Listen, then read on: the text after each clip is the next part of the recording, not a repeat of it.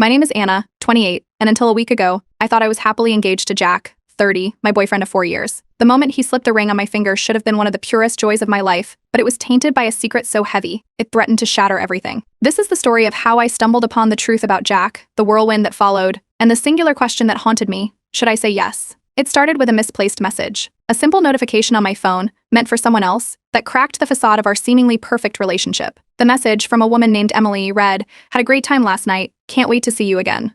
At first, I thought it was a mistake. Jack wasn't with Emily last night, he was supposedly working late. But the seed of doubt was planted. When Jack came home that evening, the atmosphere was thick with my unasked questions. Finally, unable to contain the storm inside me, I confronted him. His initial reaction was denial, his face the very picture of bewilderment. But as I pushed, presenting the undeniable evidence, the walls came down, and so did his denials. Jack confessed. There had been an affair, but he insisted it was a fleeting mistake, already ended. The revelation was a gut punch, yet what came next was even more shocking. In a desperate bid to salvage our relationship, Jack proposed right then and there, swearing his undying commitment and begging for forgiveness. The proposal wasn't planned or romantic, it was reactionary, filled with a tense air of desperation. Torn and heartbroken, I found myself at a crossroads between the love I still felt for Jack and the betrayal that echoed through my every thought. I reached out to my friends, seeking counsel in my hour of need. Their reactions were a mixed bag, some urged forgiveness, others, wary of the pain I'd endured, counseled a clean break. Their conflicting advice left me more confused than comforted. In the days that followed, my emotions swung wildly. Anger, sadness, disbelief, each took their turn steering my heart. I needed clarity, a clear view of the truth I felt was still shrouded in shadows. So I decided to dig deeper, to understand the full extent of Jack's betrayal. What I uncovered was a pattern of deception that stretched back months, far longer than Jack had initially confessed. This wasn't just a one-time slip, it was a series of choices that shattered the trust I'd placed in him. Seeking professional help seemed the only way to sort through the maelstrom of feelings. Therapy provided a refuge,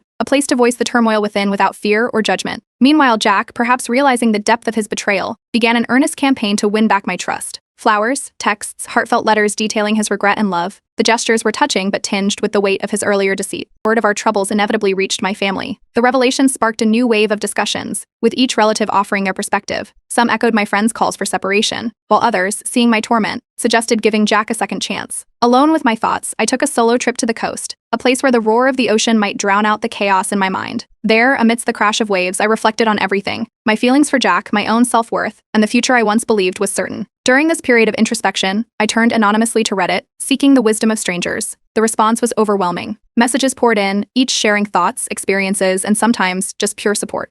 It was a testament to the power of shared human experience, and it bolstered my spirits more than I could have anticipated. Returning from my trip, I knew one thing for sure: I wasn't ready to answer Jack's proposal. The journey I had embarked on was far from over, and I needed more time to listen, to understand, and most importantly, to heal. I decided to postpone my response, to live in the questions a little longer. So here I am, sharing my story with you. The road ahead is uncertain, and the pain is still fresh, but in this shared space, perhaps we can find clarity and, hopefully, a way forward together. Update 1. Since the moment Jack proposed, my life has been a carousel of emotions and revelations. I didn't rush into a decision. Instead, I asked for time to see if Jack's remorse was real, time to understand if we could ever return to what we once had. The news of Jack's affair rippled through our families like a shockwave. It reached not just our immediate relatives but extended family as well. Opinions clashed dramatically. My aunt urged me to forgive, citing the power of second chances, while my cousin, once betrayed herself, advised me to leave and never look back. The division only deepened my turmoil, making it clear that this decision would not please everyone. Jack and I began counseling. Sitting together in the therapist's office felt surreal, like watching our relationship dissected under a microscope. It was there, amidst discussions and tears, that Jack disclosed more about his affair. He spoke of loneliness and disconnection, a feeling like we were already miles apart before he ever strayed. Each word was a weight added to the already heavy burden of my hurt. This confession reset my healing, turning my brief moments of hope into fresh waves of betrayal. And just when I thought it couldn't get worse, I discovered a betrayal of a different kind. A close friend, someone I had confided in from the start, had known about Jack's infidelity all along and chose to stay silent. The sense of isolation that followed was stifling. It wasn't just my partner who had deceived me, but my friend circle too. Amidst personal betrayals, professional life became another battleground. My performance at work suffered, leading to a tense meeting with my supervisor who expressed concern over my recent distraction. It was a low point, a reminder of how the personal was bleeding into every aspect of my life. Social media didn't provide the escape I hoped for either. Browsing through comments and pictures, I stumbled upon hidden interactions between Jack and Emily that suggested their relationship was known and even accepted by others in our circle.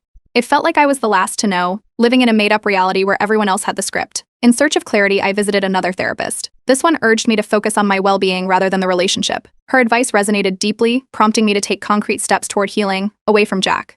A vacation seemed a good start. I retreated to a cabin with a few supportive friends, cherishing the laughter and candid conversations that helped lift the weight from my shoulders. There, free from the constant reminders of betrayal, I began to see glimpses of who I could be without Jack. During my escape, an unexpected message arrived.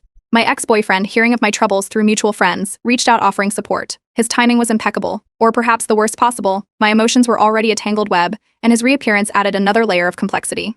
Fueled by the encouragement of my friends, I started an anonymous blog to share my journey. The blog quickly resonated with others, attracting followers and comments from people who shared their stories of heartache and recovery. It became a digital diary, a place to voice my thoughts without fear. Given the potential for a future with or without Jack, I sought legal advice on prenuptial agreements. The lawyer laid out my options, emphasizing the importance of protecting my assets, a pragmatic reminder of the stakes involved. Unexpectedly, support came from an unlikely source, Jack's family. They reached out to express their disappointment in his actions and their support for whatever decision I made. It was a small comfort, a reminder that not everyone saw me as the villain in this narrative for hesitating to forgive.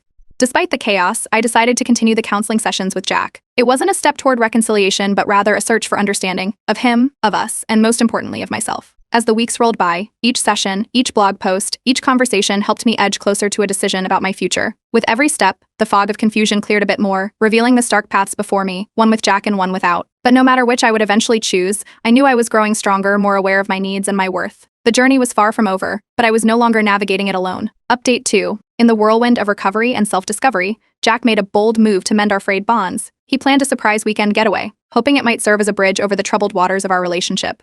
His intentions were good, but timing was everything, and his timing couldn't have been worse. Just days before our scheduled departure, I stumbled upon a discrepancy in Jack's recent tales of late nights at the office. A quick check of his story against a friend's social media post revealed the truth. He wasn't working late, he was out with colleagues, and notably, she was there too. This wasn't just a minor slip, it was a deliberate lie. I confronted Jack the evening before we were meant to leave. The conversation quickly escalated, his initial denials turned into justifications, and my disappointment into anger. By the end of the night, I canceled the trip. I couldn't spend a peaceful weekend away, pretending all was well, while new lies surfaced like cracks in our already fragile relationship. The following day brought an unexpected twist. Emily, the other woman in this painful triangle, reached out to me directly. She was remorseful, her messages filled with apologies and an offer of truth about their relationship.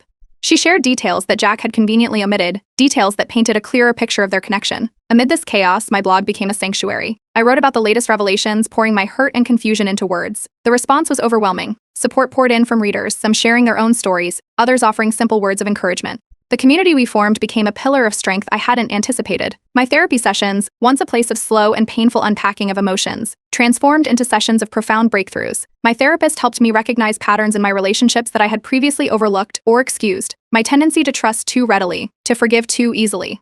It was a revelation that reshaped my understanding of self-worth and the necessity of boundaries. Determined to safeguard my future, I took practical steps towards financial independence. I opened a separate bank account, a symbolic yet concrete move towards autonomy. This action was more than just financial prudence, it was a reclaiming of control over my life. At a local coffee shop, I had an unexpected encounter with a follower of my blog. She recognized me from the pictures I'd shared online. Our conversation moved quickly from casual to deeply personal. She shared her similar journey, and we found solace in our shared experiences. It was a reminder of how powerful and healing honest connection can be. As I distanced myself from friends who had remained silent or chosen sides not in my favor, my parents stepped up. Their renewed support was a balm to the sting of others' betrayals. They provided not just emotional but practical support, helping me navigate the complexities of my evolving life.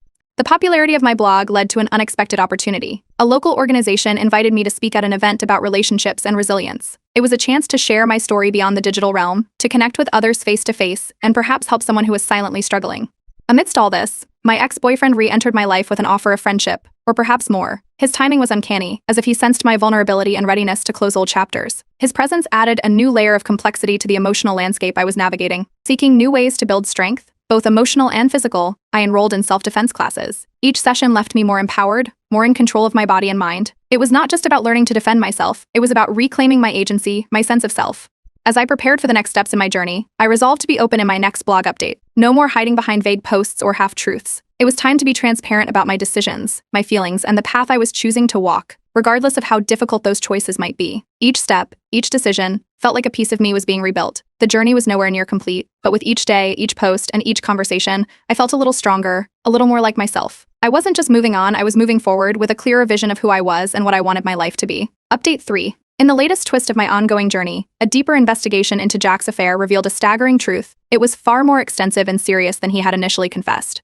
The evidence uncovered included photos and receipts from vacations they took together, alongside plans for a future that starkly mirrored the promises he had once made to me. The depth of his deceit was not just a betrayal, it felt like a personal erasure of our past. Confronting Jack with these discoveries was one of the hardest things I've ever done. The confrontation was raw and emotional, stripped of any previous pretense of civility. Despite the pain, this moment jacked a turning point, providing a harsh but necessary clarity. I realized I was not just mourning the loss of our relationship, but also grappling with the realization of how much of myself I had compromised. Support came from unexpected quarters. My blog readers, many of whom had been silent followers, began sharing their own stories of betrayal and recovery. Their words weren't just comforting, they were a lifeline, a reminder that my situation, while painful, was not unique and that recovery was possible. Determined to safeguard my future, I sought the advice of a financial advisor. We strategized not just for immediate separation of finances but also for long-term security, ensuring that my next steps were grounded in practicality and self-preservation. Therapy sessions continued to be a place of profound personal insights. I discovered that I had often overlooked red flags in my relationships, dismissing gut feelings in favor of giving the benefit of the doubt. My therapist helped me understand the importance of trusting my instincts, a lesson I vowed to carry forward. Seeking physical as well as emotional strength, I took up running. The physical exertion was therapeutic, a way to cleanse my mind and fortify my body against the stresses that had begun to feel all-consuming. Legal considerations became a priority as I met with a lawyer to discuss the implications of my cohabitation with Jack. We explored legal protections and the necessary steps to untangle our lives in a way that safeguarded my interests. Support also came from my family, particularly my siblings. They rallied around me, offering not just emotional support but also practical help as I navigated the logistics of separating my life from Jack's.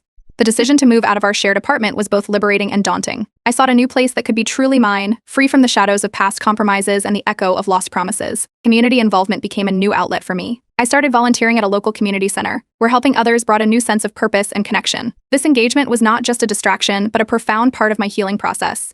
In search of peace and self-connection, I embraced meditation and mindfulness. These practices helped me manage my anxiety and brought a calm to the storm that had become my daily existence. To further my personal and professional growth, I enrolled in an online course related to my career. It was a step towards not just recovery but also advancement, a way to rebuild and refocus my energies on my future. A purge of my social media was overdue. I removed contacts that connected me to Jack and the painful memories associated with him, cleansing my digital footprint as part of my broader efforts to move forward. Rediscovering painting, a hobby I had set aside during my relationship, became a source of joy and expression. It was as if each stroke of the brush helped repaint my identity and reclaim the parts of myself I had lost. As I planned a solo vacation, the idea felt like a celebration of my newfound independence. This trip was more than just a getaway. It was a declaration of self-reliance and a testament to the strength I had garnered through one of the most challenging periods of my life. Each step, each decision, was part of a larger tapestry of recovery and empowerment. While the path was often rocky, it was mine to walk, and with each step, I felt more in tune with the woman I was becoming. The journey was far from over, but I was no longer merely surviving, I was thriving, rebuilding a life defined by my choices, my passions, and my newfound resilience. Update 4. The day I moved into my new apartment jacked the beginning of a new chapter in my life, one filled with hope and a promise of renewal. The process of unpacking boxes wasn't just about setting up a new home, it was about laying the foundations of a future I was now eager to build on my own terms. To celebrate this significant milestone, I decided to host a small housewarming party. It was a modest gathering, just me and a few close friends in my new space. This event wasn't just about warming my new home, but also about reclaiming my independence and establishing my domain. Shortly after settling in, I embarked on the solo trip I had been planning. Traveling alone was a profound experience, filled with moments of self-discovery and freedom.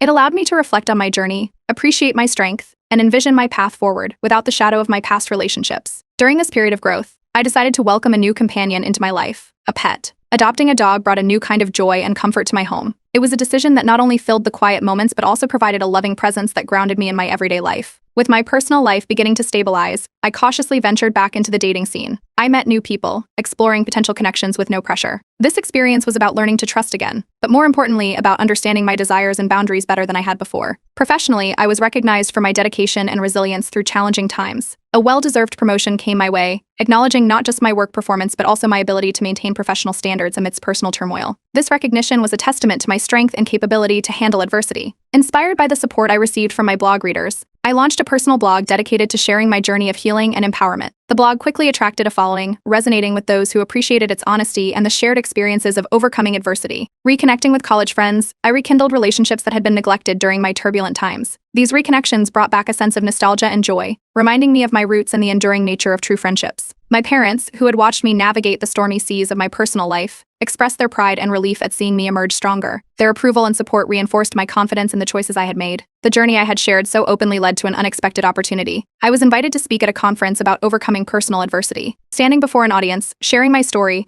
I hope to inspire others facing similar challenges, illustrating that recovery and empowerment are within reach. To further support my healing, I joined a support group for individuals who had experienced similar relationship issues. This group provided a sense of community and understanding, which was crucial in overcoming the feelings of isolation that often accompany personal crises. Looking to diversify my investments and support causes I believed in, I invested in a small startup. This step was not just a financial decision, but also a move towards creating a positive impact and aligning my resources with my values. At home, I embarked on a series of improvement projects. Transforming my space into a reflection of my personality and style was both therapeutic and empowering. Each project was a step towards creating a sanctuary that fully represented my renewed sense of self. I also began attending cultural events alone, enjoying my own company and engaging with the community in ways I had previously avoided. These outings were opportunities to celebrate my independence and to connect with like-minded individuals who shared my interests. Finally, I started planning more travel, this time with friends. Looking forward to creating new memories and exploring new places, I was excited about the future and all the possibilities it held. Each of these steps, from the personal achievements to the professional recognitions, was woven into the fabric of my new life. They were reminders of how far I had come and the endless possibilities that lay ahead. As I shared these updates and plans on my blog, the feedback and support from readers underscored a powerful truth. In sharing our stories, we find strength and community. My journey was mine alone, but it was also part of a larger narrative of resilience and renewal shared by many.